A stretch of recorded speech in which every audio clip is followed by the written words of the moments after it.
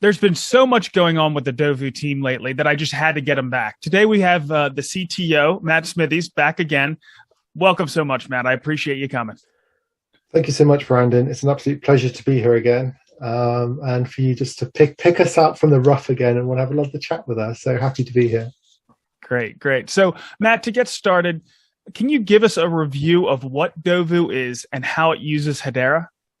Oh, my Lord. Okay, so on our website, it's the kind of tagline is the trust layer for carbon offset integrity, which is just words. But generally, we're trying to almost create this economy, this suite of tools around tokenized carbon offsets. And so over the last year, we've built out a number of different tools, all the way from the carbon calculator, the carbon market cap, which measures all of the ongoing carbon debt of every single active Ethereum project. We've got the marketplace that came out last year, which is constantly improving. And just recently, we had our kind of staking module released. Yes. But yeah, I mean, going forward, we currently utilize Hedera on the token server side and the consensus server side. And we're doing a lot of work with the Guardian and fitting in the marketplace, that interaction with how it works with the Guardian, and then build up other tools around it to make the Guardian more accessible to other people. And that's basically it in a nutshell, but there's quite a lot to unpack, I guess. No, and we'll get into that. Well, we'll start. You do have a token, ticker DOV. How does that work into the Dovu platform? So I think, generally speaking, our long-term vision for the Dovu token is governance. But to get there, this is going to probably be a 5 to 10 year journey. And in terms of utility, there is not much actually within the platform apart from staking you can do with it. But what's important for us is to find utilities that mesh really well with product. We have talked in the past about, and we can easily build it out, the idea of redeeming carbon with Dove.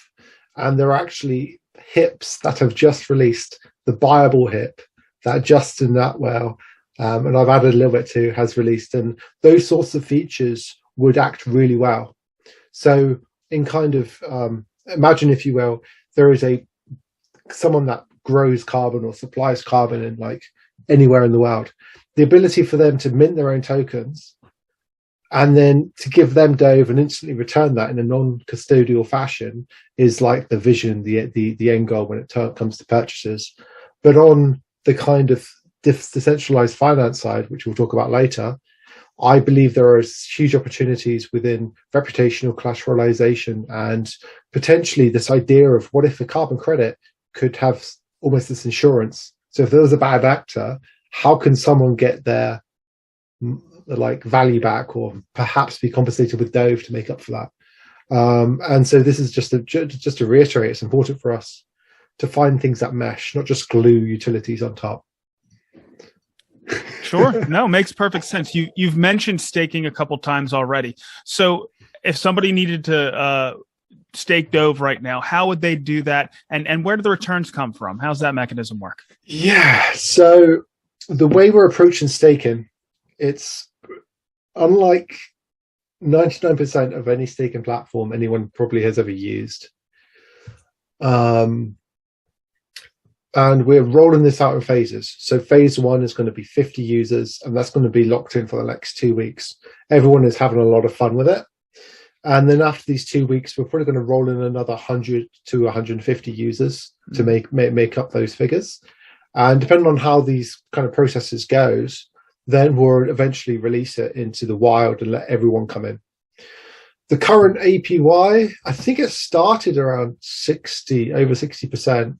And I think it may be 40% right now for the first 50. And all these tokens come from our treasury.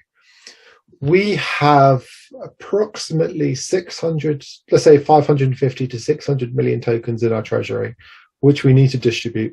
In real terms, we have 200 million tokens that we want to distribute to the community in the next couple of years. And staking is going to be one of those avenues where individuals can contribute to the platform, and we'll cover that later, and then kind of gain this kind of APY that comes back. In terms of sustainability, this ties back into the utility. Obviously, it's not sustainable to keep pushing out 60%. The more people join on, that APY could drop down to 30, 20, 10% potentially. But, it's still an opportunity for those to kind of get involved with Dove, contribute, buy some carbon from the marketplace. And by doing that, you actually get an increased multiplier to actually increase your APY. Okay. And so it's the entire staking engine. It isn't about creating a smart contract, because that's relatively simple. It's all about how can we create a system for incentivizing behavior that we can reward the community for. Mm-hmm. Yeah, I'm sure there's tons of people that really want to get involved. But in a recent Twitter Spaces, you were asked about limited exchange availability for Dove. What's your plan for increasing availability for Dove?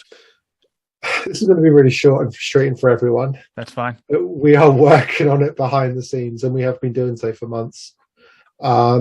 We don't know what the future holds for us in terms of exchange availability. But yeah, I trust that we are working on it. But it's worth noting that from here on forward, all exchanges will need to utilize HTS Dove, because that's going to be our home base now. So that means that when people move their Dove off these future exchanges, they can actually inject them straight into staking or any other kind of utility that we've built out to kind of reduce the friction. That's exactly what we want to hear. And pretty much dovetailing right into that, another thing that came up in that Twitter Spaces was Saucer Swap. And just so happens we're going to be interviewing them tomorrow. What are your plans for Hedera DeFi?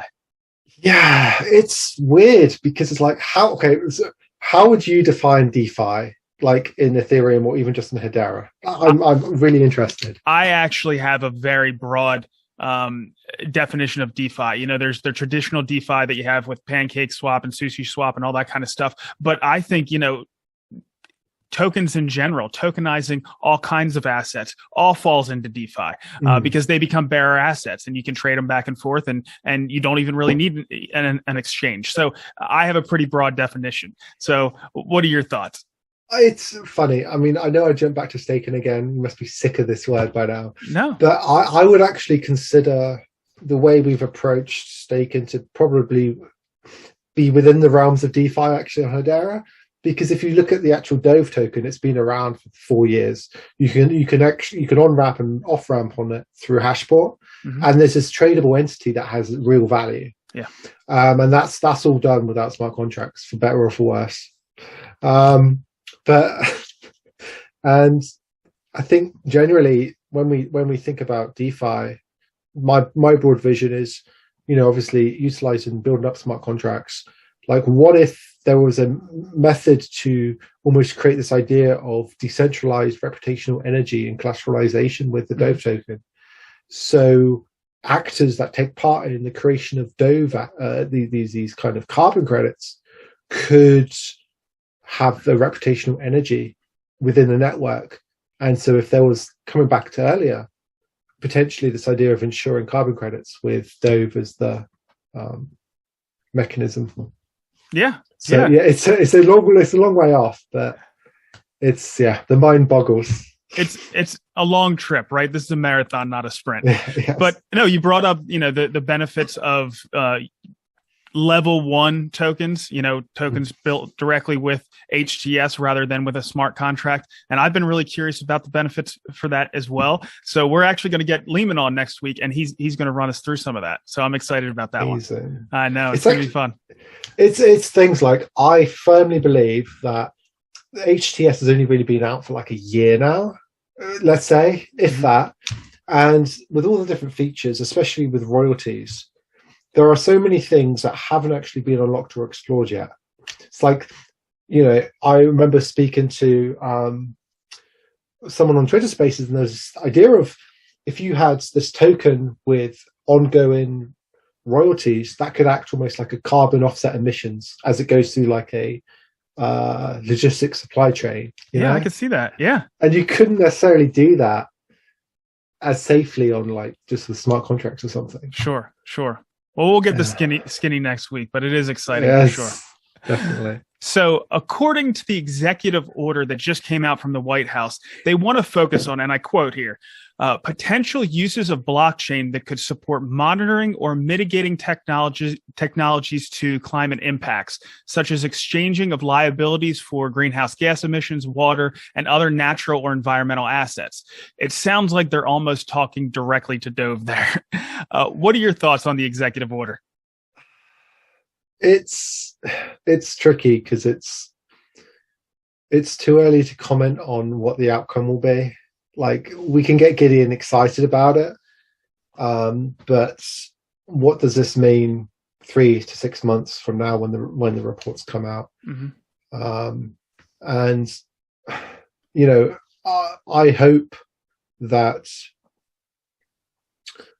there will be some instance of Dovu within these reports. I can't say it's too early. And, you know, we are a small project right now, but we do rely on the grunt that Hedera provides. But I am optimistic. But it's just, I think right now, the best thing for us to do is build out a product and make sure it can be as good as it can be. And hopefully we'll rise to the top in line with Hedera and the foundation.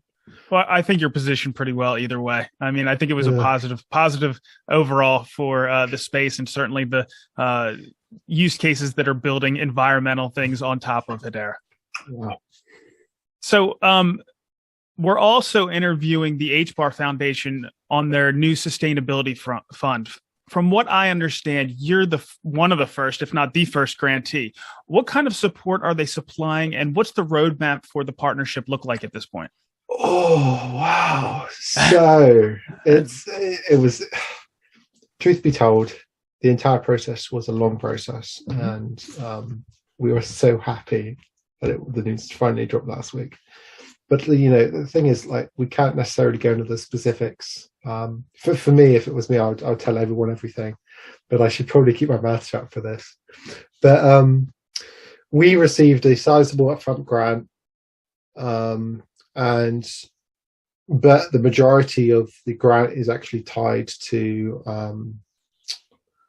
milestones. Sure. And these are because we are pitching ourselves as the kind of the supply side. If we hit certain supply metrics, that's better for us and better for the foundation and better for Hedera generally. And so that's generally the direction we are kind of tying that with.